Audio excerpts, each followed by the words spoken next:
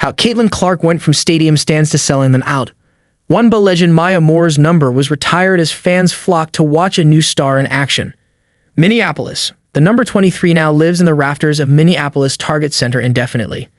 After the Minnesota Lynx took on the Indiana Fever Saturday and came out on top 90-80, the Lynx held a ceremony to reveal women's basketball legend Maya Moore's number hanging in the rafters. While all eyes were on Moore and the reveal of the blue and white 23 suspended in the arena during her jersey retirement ceremony, another player watched from the sidelines, Caitlin Clark. After breaking record after record and bringing the Iowa women's basketball team to the NCAA national championship twice, Clark's talent and impact on the game is indisputable. But before Clark rocked the world of women's basketball, she was just a young girl who idolized the pros in the WNBA, especially Moore. She's courtside and you look over and it's like, that's your childhood hero. Clark said in the post-game press conference, you kind of have to pinch yourself at times.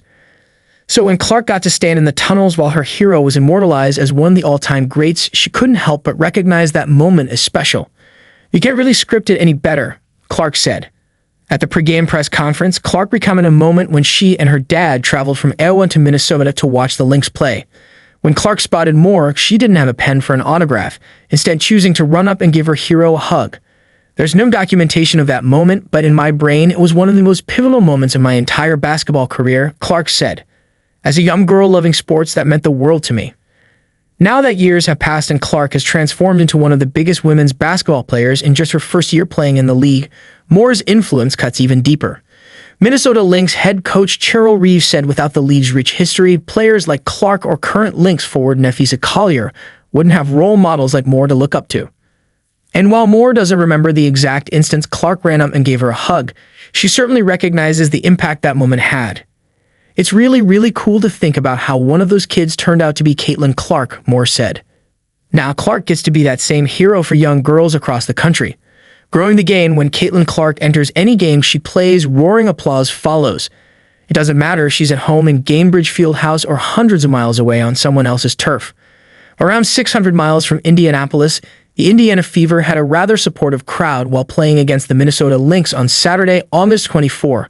Black and gold shirts emblazoned with the number 22 were spotted across the packed Target Center, carrying over from Clark's time playing with the Iowa Hawkeyes. Since her rocky rookie start in May, Clark has pushed ahead, already breaking records and setting new standards. On July 6, she became the first ever WNBA rookie to record a triple-double, a feat she accomplished quite often while at Iowa. On July 17, she broke the all-time record for assists in a single game, notching 19 against the Dallas Wings just a couple of months into her professional career. On August 24, she became the fastest player in league history to score at least 500 points and notch 200 assists. Clark recorded 23 points and 8 assists against the Lynx on August 24, and the crowd roared for every free throw, field goal, and clean pass she made. While Clark's effort wasn't able to secure a win for Indiana, her influence has been intense both on and off the court. According to a mid-season stat report from the Indiana Fever, the team has seen monstrous growth in ticket sales, social media reach, and merchandise sales. This year, jersey sales for the Fever have increased by well over 1,000%, and the team has gained 1.3 million followers on Instagram since April 15, the day Indiana selected Clark as the first pick in the WNBA draft. Growing the game and being a role model for young kids has always been a priority for Clark. Back in 2023, after Iowa lost to Hulsu in the NCAA national championship, Clark spoke to her position as a figure who people look up to. I want my legacy to be the impact I have on young kids and the people of Iowa, Clark said during the post-game press conference with tears in her eyes. I was that young girl. All you have to do is dream and you can be in moments like this. Hawkeye fans follow in the WNBA. Clark is not the only former Hawkeye garnering attention in the WNBA.